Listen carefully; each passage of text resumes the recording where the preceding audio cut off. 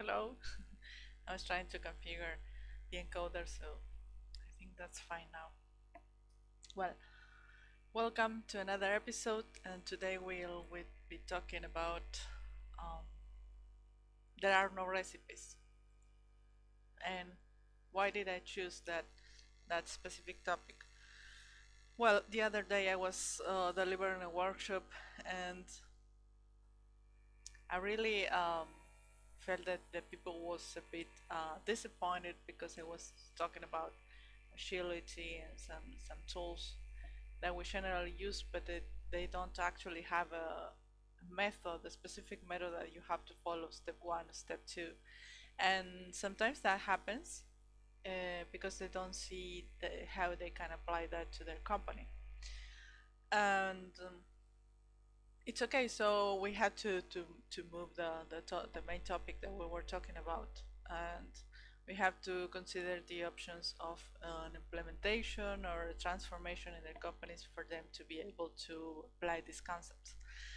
And one of the things I could read out of people is that they were wanting to get something like I don't know, maybe their expectations were that I would be going and telling them you have to do this and this and this, and everything will magically be working for you in 2 days. And of course, that won't ever happen unless you have a very flexible company or you're a very small team, and you can adjust very rapidly. But when you are talking about larger companies, there are so many things that are involved in a change that you can't expect to change in 2 days. It's just a delusion, a complete delusion to think about that. So it was actually nice because we started talking about the things, and I think um, that's the real thing when you are starting a transformation, to think about your current situation and where you want to be in a few years, maybe, depending on your company, of course. And it's just, I don't know, there are some, I know there are some people who think that comparing this to a journey is just useless, but I do think it's a journey, like anything in life that you want to change. It's very rare, especially when you have a system or you have a very large group of people that you will just in a second just change things over. It happens, but it mostly happens individually. So I wouldn't think that a company can change overnight and just be completely different.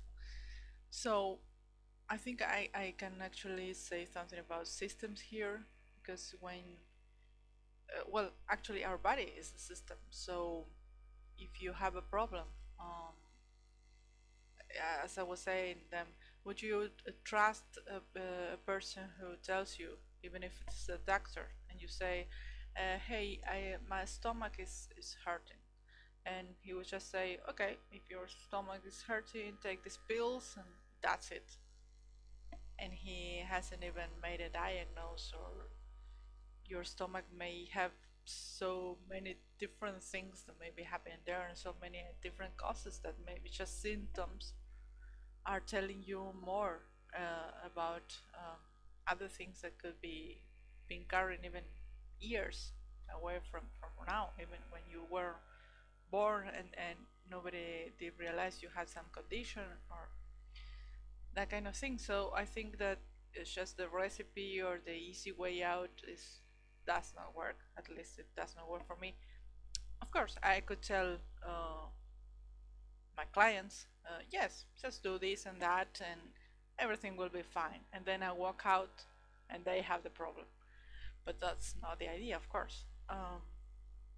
So they need to be aware that as one of the and I don't want to get so technical here, but I would say that one of the principles, let's put it this way, very general, of agility or of getting a transformation in your company, changing and that kind of thing, is that people are actually the ones that know how the system actually works now, currently works, and how you can, and they know also how they could improve the system, or they can show you how to better do things in your own company. So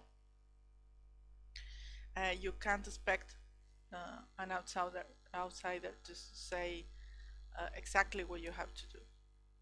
As a consultant, for example, you can give them ideas. You can say, in this particular case, I had these conditions and I used this, and this, and it worked out.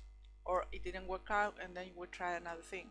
So if you tell them, yes, in this case, which was also similar to yours, I did this, so do this, you're not giving them any options, and maybe their context is not the same as the one you've worked before, even if the same industry and the same way of working and the same amount of people, there will surely be differences. And I can say that because I experienced that. I once applied a solution to in a company, and there were the similar kind, and then I went to another company and said, well, of course I was a baby coach. I was just starting out, and it was my second or third client, and I said, oh, I've already applied that in the other company, so I will have you apply the things I've done. And it was a complete mess. Of course, sorry people in the, at that time, but I actually learned that you can't apply the same thing twice, or at least without thinking of the consequences that may be involved, or the risks you may have, that there are different people, and maybe it's not quite actually the same. And most of the time it's I would say it's never the same, but of course I haven't tried every company, so I can say that. But beware of that. So beware of the know-it-all consultants, I would say, because they may not give you the best answers. Actually, the best answers will come from you and your people. And I can say that too, because I had to wipe out the mess sometimes. um, I'm not saying every consultant is the same. Of course, I did my share of mistakes, and I'm still doing them because I'm just human. But um, I think with every experience, you also start to see different, and you also start to see be more open, and see that you have to listen and investigate more, and say, okay, we'll try this out for some time, but if it does not work, maybe we should try another thing. And but if you go with the I know it all attitude, it will not be good for you, and maybe also not for your clients. So, well, this was not actually the things I thought I would be discussing today, but I think have they have just occurred to me. I think that they are actually to be considered too. So beware of that. And as I was saying before, the idea for this topic today is there are no recipes. And there are no recipes not only in organizations for your work to be done, or how you have to organize your teams, or have you had to set certain structures and things. But there are also no recipes in your own life, in your own relationships. I have sometimes friends who say, come while we're talking, and they say, I don't know if I should do this or that. What do you say? And of course, yes, I could say, no, leave this, do that, leave your boyfriend, do this, change your jobs. Um, I don't know, yell at your boss. But that's not the idea. The idea is that they can experiment for themselves what is better for them. And maybe it's also good for them to fail and then learn from that failure, or to do it their own way. Because if you tell somebody what to do, um, sometimes when the person is asking you, what they have to do is because they don't want to take the responsibility for the things they are about to do, and they don't want to be blamed for the consequence maybe, or they don't want to, I don't know exactly, take responsibility for the things they are about to do. So they prefer you to be the one to blame if everything goes wrong. And I don't think that's the case, because if you are, and I'm coming back to organizations, if you are a coach or if you are working with people as a change agent, you want them to learn to make their own choices. Otherwise, you will become their boss, and that's absolutely not the idea of being a change agent. Well, that's my criteria, at least. You can have your own, of course. And I know there are people that say, I just go and tell them exactly what to do. That's another approach. But from my perspective, I think that um, you are just a companion. You're just somebody who's guiding them and helping them to learn, like a teacher. If you want to a teacher and they gave you all the answers they have, uh, you will learn nothing. You have to experiment and see for yourself and read and I don't know, investigate. So even in relationships and in life, you have to try out for yourself. And even as a coach, if you give them the answers, I would say you're not being a good coach, but of course I'm judging there. But I think the idea of being a coach is to be able to make them to make some questions sometimes, or to be silent and let people give start thinking on their own and coming up with their own questions and start to have insights through those questions, to start questioning their own behaviors, their own way of thinking, their own way of behaving. And I think that and of course it's a matter of discussion here, but I think that if you want to really help somebody else, you have to help them think. That's the best thing you can do for another human being. Not solving their problems or their lives, but helping them think about the things they want to try out. So, once again, I was saying there are no recipes, because the only recipes you can actually create can come from your own thinking, your own insights, your own creativity, your own way of working, of living, of behaving, of having relationships. It has to come from you. So don't expect other people to solve your problems or tell you exactly what you do, because they they aren't you. They are simply another person, and they won't be able to help you. Actually, even if they want to, even if I want to sometimes solve all the problems for my clients, I cannot. I cannot. I cannot on my own. Um, I can only help them to solve the problems themselves and help them learn from themselves, from each other's interactions, from their own thinking. That's the only thing you can do for them, which is actually the best thing you can do, because you can help them grow and also you create a mature environment for them to work, a mature team, a mature person who can decide on their own, who can um, create better arguments, and I don't mean violently, but good arguments to defend themselves, to say the things they want to say, to be part of a team, and also be able to understand other people and be able to communicate better, to be able to understand each other's point of view and create something greater than individuals thought. So that's the idea of being a coach. And that's the idea of giving no recipes to your clients. If you give them the recipes, you are just part of the problem, maybe.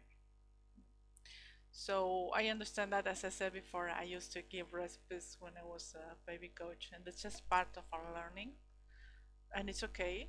And I think maybe the companies I've been with have learned something too.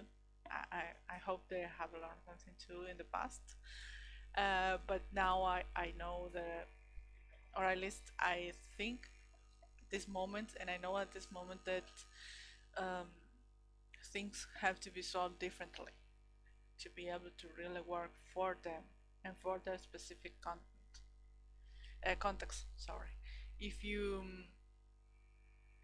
try to copy some other people's models or ideas or way of working, yes, they may help you, and they are the point of start. You can start from that, but the main work you have to do as a coach is to help them um, grow themselves and to help them learn, understand themselves, understand each other, communicate better, as I said, and that way they will realize what is the best solution for them. That's the idea of being a coach, and that's the idea of working with people.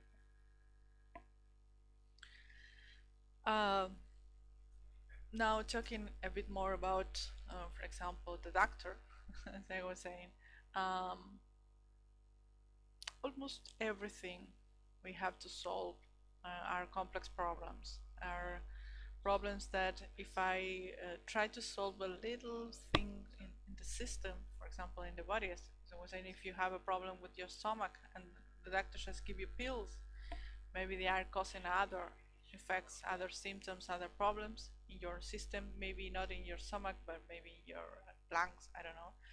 And as a system, for example, human beings, we have to be aware that maybe there are some other consequences that can come from taking specific pill or something. So it's the same metaphor for organizations, for relationships, which are mostly complex. You may say, well, but there are just two people in a relationship, it's kind of easy, they should know how to behave in that. But I think every person, even it's a complex system, and we have our way of thinking, our way of relating to each other, and sometimes it's also difficult to understand your partner, your friend, your boyfriend, your spouse, I don't know. And it's the same way. You cannot receive the recipe from another one of the 5 best tips to do X or Y, which sometimes you start by reading the 10 top tips for, I don't know, getting a better relationship, or being healthy, or what to eat if you want to be healthy. But the thing is, every system is different. Every person is different. Every body is different. I mean, physical body. Every mind of you, your partner, your friends, everybody's so different. Oh, so imagine that in a large organization where you have so many people working together, and it's a complete mess, of course. But you can actually do something. You can start by thinking and trying things out for yourself, maybe. And if you need help, let that help be a guide, just a guide, just ideas that come from the outside, um, just some examples that you can use, but the one to decide is only you. It's only you. I mean, you as a team, you as an individual, or you as the owner of the company, right? Or you as a whole company. But it's just that you have to be aware that the responsibility is entirely upon you. So, yes, if you take your responsibility, you're taking your power back to actually do something for yourself. because you are the one that knows the best, what's the best for you, and you are the one that will actually make things happen for you. So that's the idea of being empowered. Yes, empower, I would say. I don't know if in control, but to get your power back and to decide and to take responsibility. And if it goes wrong, that it may be wrong, you may actually fail, well, you have another try, or you can try another things. It's not the end of the world. Though we are sometimes so um, mixed up in our thoughts that we think that if something goes bad, it will be the end of the world. But it's just another experience, and everything will pass, and then you will try again. That's actually how it works. So take responsibilities. Don't take other people's word for granted. Investigate. Don't take these words I'm saying for granted. Maybe you say, okay, I don't get it. I just want somebody to give me the recipe. Yes, that's perfect for you. And in that case, be conscious about the consequence you may have if you take other people's advice, and that's okay. You're responsible for that decision. And if you think somehow near or something has ignited some idea on you of what I've been saying, so investigate, I don't know, read, think for yourself about what you can do, and how you can be able to take your power back. So I think I said enough of the topic, and I hope you find these ideas interesting.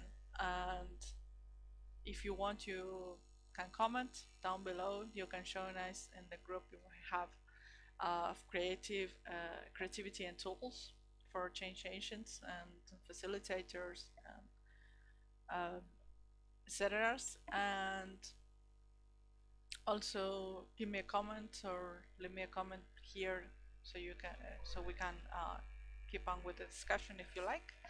And so you do not miss the next episode, um, click on the alarm notification so you can know when we are live again next Thursday. 11 a.m. Argentina time. And have fun. See you. Bye.